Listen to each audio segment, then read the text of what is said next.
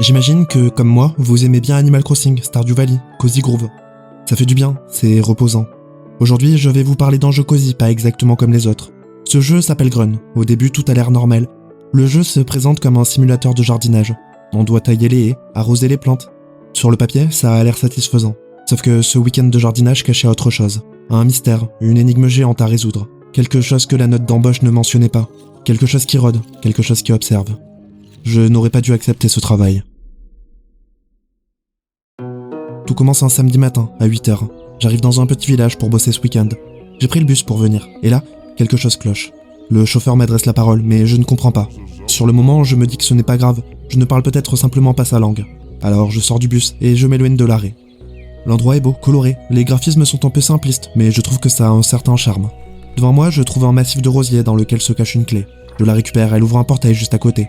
Ce portail donne sur un pont qui enjambe un petit fleuve. Et sur l'autre rive, c'est là qu'on m'attend pour bosser. La résidence de Postma, mon employeur du week-end.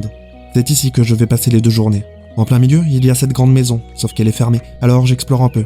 Je tombe sur une photo, un vieux Polaroid. Il représente un cabanon, et juste devant mes yeux, ce même cabanon m'attend, identique à la photo, comme si le cliché était un indice pour avancer. Alors j'ouvre la porte du cabanon.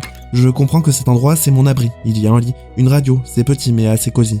En fouillant, je trouve une note. Elle m'est adressée et signée par le propriétaire. Le jardin devra être parfait, Landy. Et puis la note bifurque. Sa maison m'est interdite d'accès. Sortir la nuit, c'est exclu. Et il aura peut-être un boulot supplémentaire à me confier ce week-end. Ces quelques lignes laissent derrière elle une cascade d'interrogations. Pourquoi sa maison est-elle fermée? Pourquoi ne faut-il pas sortir la nuit? Par ailleurs, la note évoque 3 outils, cisaille, truelle et arrosoir. Or, dans le cabanon, je ne trouve que les cisailles. Où sont passés les autres outils? Au moins, ça fait un premier objectif concret, retrouver les outils manquants pour pouvoir travailler correctement. En plus des cisailles, je trouve aussi une clé. C'est une clé pour les toilettes de la propriété. Alors, je décide d'aller voir. Aux toilettes, je récupère un Polaroid. Cette fois, c'est une photo dans un jardin. Et puis, je remarque qu'une des cabines est fermée. Alors, j'interagis. C'est occupé. Sauf que là, un visage apparaît, au-dessus de la cloison. Il ne lâche pas un mot. Il me dévisage longuement, sans bouger. C'est franchement dérangeant. J'ai beau essayer d'interagir, ça semble impossible de le faire parler. Alors, je finis par sortir, malgré cette présence pas du tout rassurante. Dehors, le boulot m'attend. Dans sa première note, Postma avait laissé une checklist. Je dois tondre la pelouse, tailler les haies, arroser les fleurs, détruire les taupinières et ramasser les ordures. Alors je m'attaque à ce qui est faisable. Les cisailles récupérées plus tôt me servent à rafraîchir les haies. Elles font aussi office de tondeuse improvisée pour l'herbe. Je passe progressivement sur la quasi-totalité du jardin de départ. Par endroits, je trouve des pièces. Il y aura probablement des objets à acheter quelque part avec cette monnaie. Progressivement, les haies retrouvent leur forme. La pelouse y passe entièrement, et c'est curieusement satisfaisant. Une vraie sensation d'achèvement à mesure que le pourcentage de progression grimpe en bas à droite. On retrouve un peu la même satisfaction qu'en jouant à Power Wash Simulator par exemple. C'est un jeu où j'ai littéralement passé des heures à récurer le moindre recoin. Ça repose sur un principe simple, transformer un espace chaotique en espace lisible. Alors je continue, je coupe, je ramasse les déchets, le pourcentage monte. Et puis, pendant que je travaille, je remarque un petit portillon qui donne vers l'extérieur de la résidence, mais il reste verrouillé. Encore une zone fermée, il nous faudra une clé pour continuer. Et puis voilà, je tombe nez à nez avec le nain de jardin qui posait sur le Polaroid des toilettes. C'était probablement un indice, reste à comprendre pourquoi. Alors je range ça dans un coin de ma tête, je reviendrai sans doute là-dessus plus tard. À côté, il y a des taupinières, sans la truelle promise, impossible de m'en occuper. Je devrais aussi arroser les pots de fleurs, mais je n'ai pas d'arrosoir. Alors je décide d'explorer. C'est là que plusieurs détails m'interpellent. À un moment, je remonte vers le pont qui m'a amené ici. Une planche a été arrachée. Retourner dans le bus est impossible. Quelqu'un ou quelque chose veut qu'on aille au bout de ce travail. Par ailleurs, le personnage étrange des toilettes a disparu. La cabine est à présent vide. Alors, je reviens dans le jardin, je poursuis. Le cadran avance plus vite que je ne l'espérais. Je commence à craindre de ne pas finir ce qu'on m'avait demandé. La nuit finit par arriver. Pour aujourd'hui, j'ai bien avancé, alors je vais me coucher. Un message m'indique qu'on est dimanche. À peine éveillé, j'entends quelqu'un tambouriner à la porte. Je m'approche pour ouvrir. Personne. Sans doute une blague de gamin. À la sortie du cabanon, un détail m'arrête. Le nain de jardin d'hier n'est plus au même endroit. Et puis, je découvre autre chose. Une petite palissade peut se casser avec les cisailles. Derrière, une zone ouverte. D'abord, une voiture. J'en ouvre le coffre. À l'intérieur, un marteau. Plus loin, une remise. À l'intérieur, je trouve enfin la clé qui permet d'ouvrir le portillon. Sauf qu'au moment où je me retourne, quelqu'un m'observe depuis l'embrasure de la porte. Il voit que je l'ai repéré. Il ferme la porte d'un coup sec. Le temps que je ressorte, il s'est volatilisé. L'inquiétude monte d'un cran. Quelque chose dans ce village ne tourne pas rond. Alors, je m'éloigne. Direction le portillon qui me résistait depuis le début. La clé trouvée dans la remise fait son office. Le passage s'ouvre. C'est une toute nouvelle zone, je remarque alors en détail. Le pourcentage d'entretien en bas à droite est retombé à 0, alors je comprends. Bien que ce ne soit pas dans mon contrat, je peux entretenir cette nouvelle zone si l'envie me prend. Juste devant, une église se dresse. Il y a 2 portes, mais aucune des 2 ne s'ouvre. La première est verrouillée, la seconde n'a pas de poignée. Et juste à côté, au sol, je trouve un nouveau Polaroid. C'est une photo de cette porte d'église avec un mot griffonné en légende. Nuit. Cette photo a été prise de nuit. Et justement, ça fait un petit moment que je tourne. Le temps s'est écoulé, la nuit va bientôt tomber. Alors j'attends un peu, et mon intuition se confirme. À la nuit tombée, la porte principale de l'église s'ouvre, sauf qu'à l'intérieur, encore une porte verrouillée. Dans ce hall, il y a une planche, et c'est tout, rien de plus. Ça confirme pour de bon la mécanique des Polaroids qui donnent des indices sur la marche à suivre. Et puisqu'il n'y a plus rien à faire ici, je décide de repartir au cabanon pour dormir. Et sur le chemin, je repense à la note de Postma. Il ne faut surtout pas sortir la nuit, avait-il indiqué, sauf que voilà, il fait déjà nuit, je suis dehors et je suis trop lent. Et à un moment, l'écran se met à trembler. Un Polaroid s'affiche, accompagné d'un message. Vous vous êtes perdu dans les ténèbres. Je viens de mourir seulement parce que je suis resté trop longtemps dehors. En dessous, le jeu m'informe qu'il s'agit d'une fin. La fin 1/11. Le jeu saisit ma curiosité. Ça veut dire qu'il y a 10 autres dénouements possibles à Grun. Et au lieu d'être ramené au menu principal comme je m'y attends, une tête dans une bulle apparaît. C'est Postma, le propriétaire. Il s'adresse à moi. Il est pris au piège. Je dois le retrouver. Et puis il donne une explication cryptique sur ce qui se passe ici. Il y a un visiteur déguisé en ver ordinaire, il faut s'en débarrasser. Je ne saisis pas tout, mais c'est lui qui me ramène à la vie. Et puis on est ramené au menu principal de Grun. Bon, j'ai encore plus de questions qu'avant. J'ai envie de comprendre, et a priori, il n'y a qu'une seule manière d'avoir des réponses, alors je relance aussitôt une nouvelle partie. Me voilà à nouveau dans ce bus, samedi matin. Cette fois, en traversant le ponton, un craquement résonne sous mes pieds. C'était moi qui avais condamné ce passage tout à l'heure sans m'en rendre compte. Je comprends également que les événements provoqués dans une partie sont réinitialisés à la partie suivante. Je n'ai plus les objets que j'avais récupérés, il faut récupérer à nouveau les cisailles et la clé du portillon. Par contre, je remarque que les Polaroids ramassés à la run précédente sont restés dans mon inventaire. Ils sont conservés d'une partie à l'autre, je garde les indices. Et puis, un peu par hasard, en explorant le jardin, je tombe sur une poignée de porte. Alors je me souviens, il manquait la poignée à l'une des portes de l'église. J'ai récupéré la clé du portillon, alors j'y retourne directement, et je répare l'entrée. L'intérieur du bâtiment est vraiment lugubre, il fait sombre, je vois difficilement devant moi. Au passage, je remarque qu'ici, le temps s'est arrêté. J'ai tout le temps que je veux pour explorer quand je suis dans un bâtiment. Et puis là encore, je me fais surprendre. Au détour du couloir, derrière une fenêtre, une silhouette m'observe. Au moment où je la remarque, la silhouette disparaît. C'était un personnage avec des proportions étranges, très certainement le même individu qui avait claqué la porte dans la remise. Mais malgré ça, je continue l'exploration.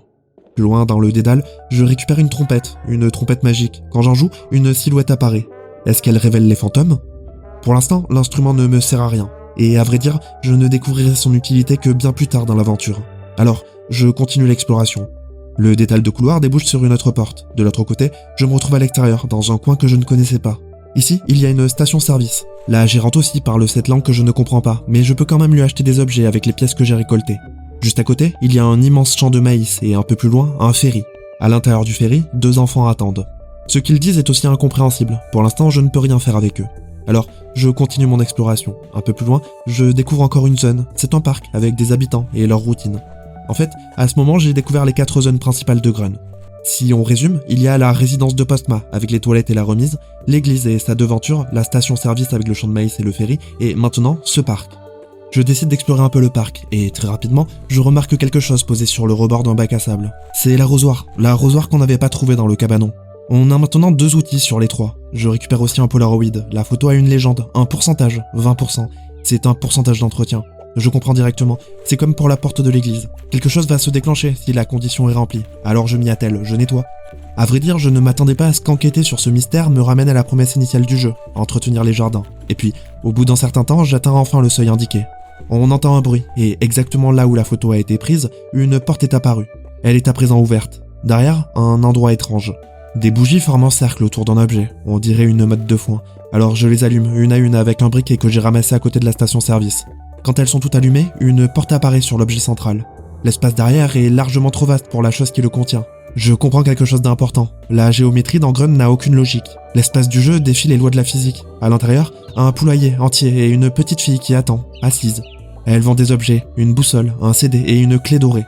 Sauf que je n'ai pas d'argent pour l'instant, je ne peux rien lui prendre.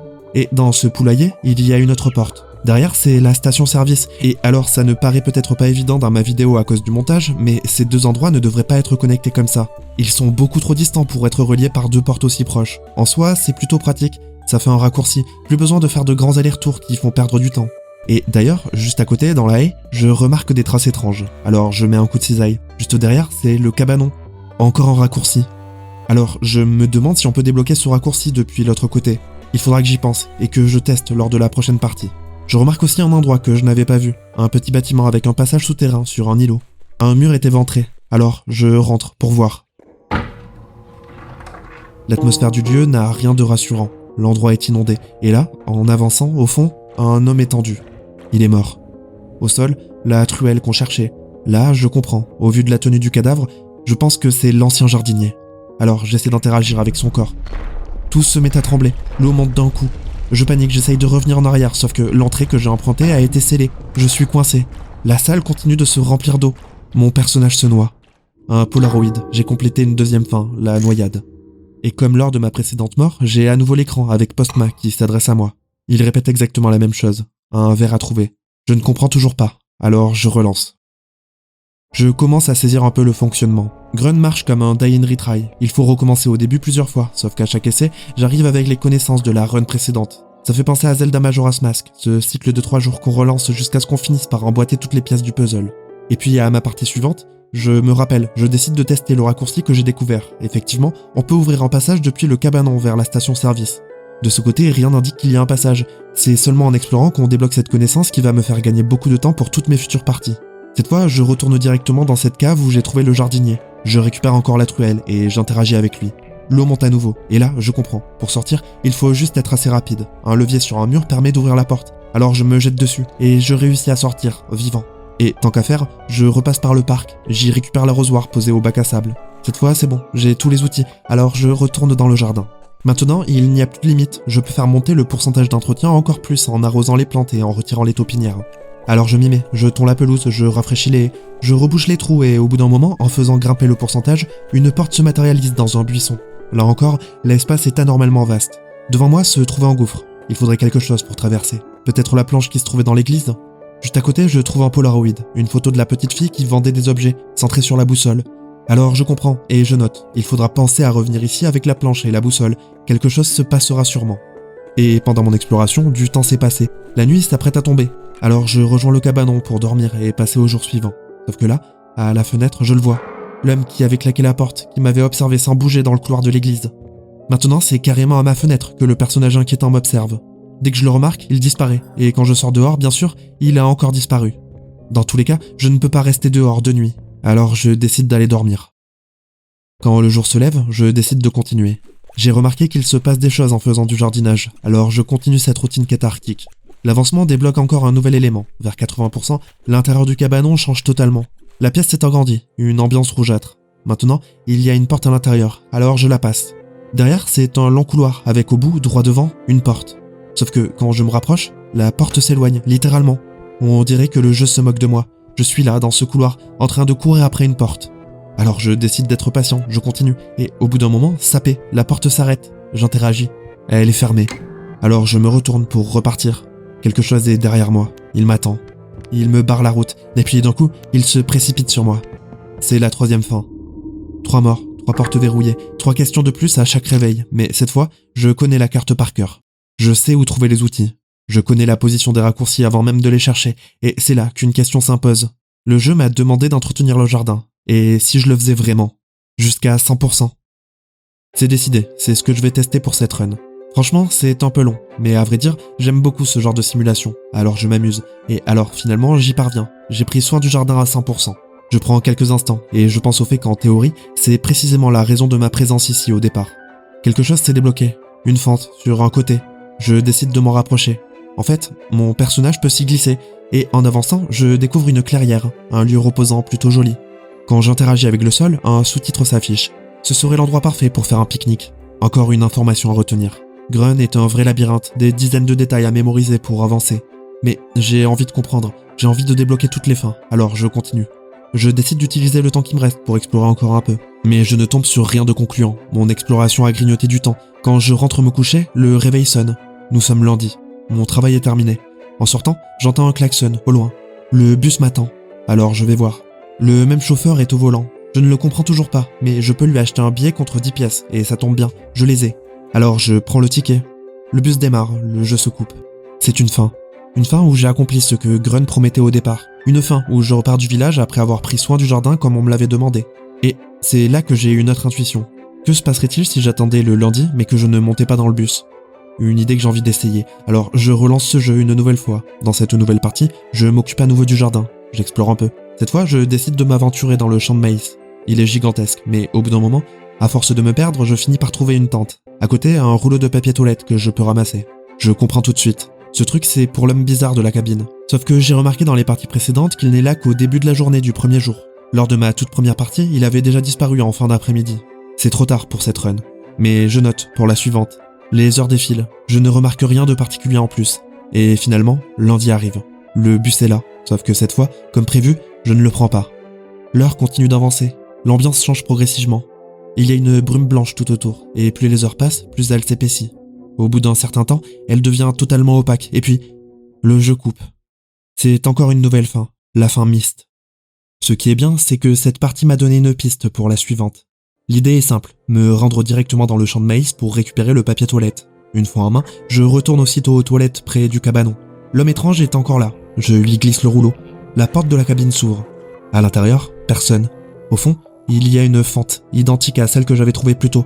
Alors je rentre. Une faute disproportionnée et un personnage recroquevillé qui tremble. Comme partout ailleurs, c'est impossible d'interagir avec le personnage qui semble apeuré. À côté, il y a une pièce bleue. Je m'attendais à plus. Pour le moment, j'ai juste une nouvelle question. À quoi sert cette pièce ? Un peu plus loin, du côté de la station-service, je tombe sur un chien devant une maison. À côté, un Polaroid. La photo cadre l'animal avec un os dans la gueule. Il faudra trouver cet os. Pour l'instant, je ne l'ai pas, mais la curiosité l'emporte. Je m'approche de l'animal. Le chien m'attaque.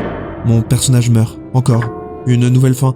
Par la suite, j'en débloque deux autres du même registre. La première en allant explorer le gouffre derrière la porte du buisson. Pour traverser, comme je l'avais supposé, il faut la planche qu'on trouve dans l'église. Sauf que je traverse sans avoir récupéré la boussole. Alors j'avance, et je me retrouve dans un labyrinthe. Derrière moi, l'accès a été condamné. Alors je m'enfonce, et au bout, je trouve un bouton. En marchant dessus, mon personnage meurt. C'était un piège. Je débloque également une autre fin en coupant des fleurs blanches dans le cimetière devant l'église. À chaque fleur coupée, l'écran tremble un peu. Et si on en coupe trop, des fantômes apparaissent. Ils se lancent à ma poursuite, et quoi que je fasse, ils finissent par avoir ma peau. Dans ce village, tout peut me tuer. Je réalise vraiment que ce bourg n'est pas du tout l'endroit tranquille que je pensais visiter au début. À force de relancer, je commence à construire une vraie route mentale. En début de run, je reprends presque toujours les mêmes bases. La clé du pont, les cisailles, la clé des toilettes, le marteau, et puis je débloque le raccourci. Je vais chercher la truelle puis l'arrosoir. Et cette fois, justement, quand je récupère l'arrosoir dans le parc, je me pose une nouvelle question. Que se passe-t-il si je fais monter le pourcentage de cette zone à 100% ? Alors je m'y mets. Cette zone est plus grande que le jardin de Postma. Ça prend plus de temps, la journée défile, mais j'y arrive. Et au moment où je termine, ici aussi, une fente apparaît. Ça mène à un endroit caché, une sorte de boulangerie avec des baguettes sur un présentoir. Sur une chaise, à côté, il y a aussi un sandwich triangle que je peux ramasser. Alors je le récupère, je ressors, je me dis que tant qu'à y être, je peux tester ce qu'il se passe si je m'occupe parfaitement de la zone de l'église. Alors j'y vais, et à 100%, encore une fente. Au bout du chemin, je trouve une nappe. Je repense à cette zone idéale pour un pique-nique débloqué plus tôt, dans le jardin, justement en nettoyant à 100%. Alors j'y retourne, je nettoie le jardin, sauf que le temps me manque. Lundi arrive sans que j'ai tout terminé. Je n'ai pas le temps, j'essaie d'être rapide mais la brume apparaît et la fin mixte arrive encore. Alors je réfléchis. J'ai été rapide pourtant. Est-ce que c'est seulement possible de valider à 100% les 3 zones dans le temps imparti ? Il doit y avoir une astuce, quelque chose qui m'aiderait à finir plus vite. Et alors je finis par tomber dessus, presque par hasard. Vous vous souvenez de cette pièce bleue ramassée au passage secret des toilettes après avoir ramené le papier ? Eh bien, quand on jette cette pièce dans le puits du village, la pluie se met à tomber. Voilà ce qui fait gagner du temps. Plus besoin de l'arrosoir, plus besoin de perdre de longues minutes à arroser les pots un par un. Alors, je m'y mets sérieusement. Je nettoie les 3 zones, je récupère le sandwich, la nappe, et je me précipite à la clairière. L'endroit est toujours aussi calme. Cette fois, j'ai les objets. Je peux interagir avec le cercle au sol. Une nouvelle fin se débloque. Une fin sans mort, cette fois. Cette fin a quelque chose de satisfaisant. Ce n'est plus une mort ridicule parce qu'un chien m'a attaqué. J'ai l'impression d'avoir résolu une énigme, d'avoir réuni les bons éléments et compris quelque chose. Mais le mystère concernant Postma reste entier. Alors, j'y retourne. À ma partie suivante, je décide d'essayer d'acheter des objets. J'achète la clé du bureau à la petite fille. Elle me permet d'ouvrir une porte cachée dans la station-service. Derrière, un ordinateur. Et cet ordinateur, quand je l'active, transforme le monde autour de moi. La pièce où je me tenais s'efface. À la place, un endroit lumineux. Au centre, un arbre. Et une pomme à ramasser. Un Polaroid m'indique où la déposer dans le jardin. Alors j'y vais. Je la pose au bon endroit. Et là, Un ver apparaît, il se rapproche de la pomme. C'est lui qu'on traque depuis le début. Enfin, c'est ce que je crois. Depuis plusieurs heures, Postma rabâche la même chose. Un visiteur indésirable déguisé en ver ordinaire, et il faut s'en débarrasser. C'est l'objectif caché depuis l'introduction. Le jeu réclamait un ver, le ver est là, sauf qu'en réalité, ce ver n'a rien d'un point final. Il ouvre une couche supplémentaire de mystère. En donnant ce ver à une pie dans le jardin, je débloque une clé. Cette clé, elle sert pour la porte qui recule à chaque pas dans la version étrange du cabanon. La première fois, je ne l'avais pas, je m'étais retrouvé bloqué devant elle, et quelque chose était arrivé dans mon dos pour m'achever. Cette fois, avec la clé récupérée auprès du ver, je peux ouvrir. Et derrière, je trouve enfin Postma. Il est là, prisonnier. Il m'explique enfin ce qui se joue vraiment dans ce village. Son âme est captive d'esprits démoniaques qui se sont servis de cet endroit comme d'un passage vers notre monde. Ces esprits ont emprunté plusieurs visages, croisés tout au long des parties. Le nain de jardin, les fantômes, la silhouette qui nous suivait du regard. Toutes ces présences qui nous semblaient n'être que des détails d'ambiance, chacune est rattachée à une idole. Pour leur accorder le repos, il va falloir trouver 4 idoles et les rassembler dans l'église. Le jeu énonce enfin un objectif clair. Je vais devoir explorer encore, trouver les idoles et les ramener dans cette église. Pour décrocher la vraie fin, il va donc falloir enchaîner une série d'actions très précises dans une seule et même boucle. Forcément, ça me fait penser à Deathloop ou à Outer Wild. Ces jeux où on tâtonne d'abord pour rassembler les pièces avant d'apprendre à les enchaîner dans le bon ordre. Il faut connaître les objets, les horaires, les raccourcis, les seuils d'entretien à atteindre. On a quitté la phase de découverte pure. Bon, maintenant il faut que je vous explique comment récupérer les 4 idoles.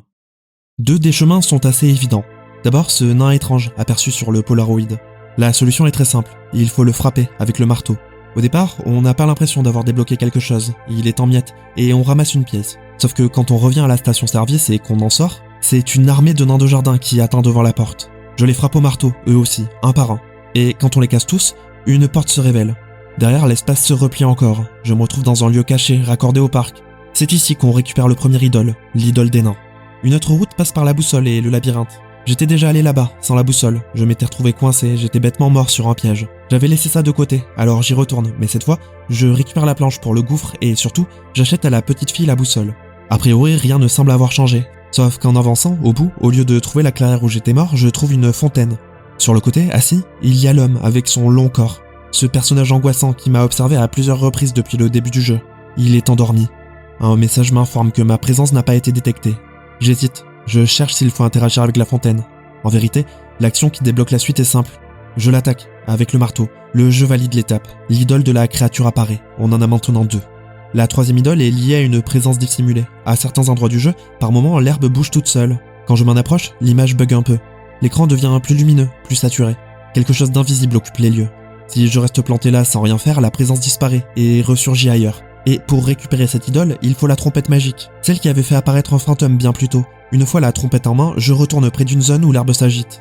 Quand l'écran commence à changer, je joue de la trompette. La présence apparaît, puis se transforme en idole. Et finalement, la 4e idole est liée au chien, à la maison qu'il garde, et au ferry. Ce chien qui m'avait déchiqueté plus tôt. Pour passer, il faut lui apporter un os, comme un Polaroid l'avait suggéré. En fait, là où j'ai récupéré la trompette, derrière la porte rouge de l'église, il y a un squelette.